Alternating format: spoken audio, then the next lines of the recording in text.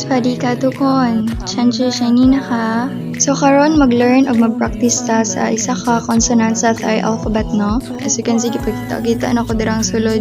Feeling pa kayo na akong makitaan pero di ay. Gamit ko niya akong notebook dati sa Empowerment Technology and gigisin ako to mo ang gisulat dati o gipuli ko ni. So kani din nga letter no kay to, tan, and letter T ni siya in Thai. Hawi nagigaya akong kamot dara pero laban, the things I do for love good. Nga na yung itsura oh. Last na gani mo pa pinakapangit. Pero nice dyan na siya sa uban ako. Nice kayo no. Pero ang last line kayo.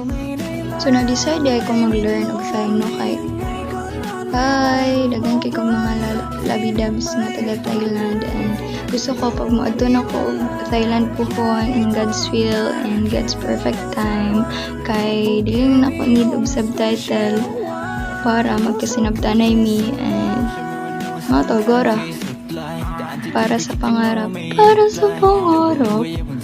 basta para sa gusto na ba? Syempre, og na kay gusto, it comes with a lot of good sacrifices, efforts, time para kuha ni mo yung gusto. Mo akong gusto mo sakripisyo tag time, effort, oras ani. And I love man what I'm doing pod no. Gora. Dira kay nag-practice ko, akong review ako ang mga na-learn these past few days. Past few days, sa past ang days. Past few days. And karon na ko yung mga siguro mga 13 ka letters nga nabalaan. Pero napay times nga makalimot ko mo na master pa na ko. Sa mga to. Sige mo sa naron. Sawadee ka, bye-bye!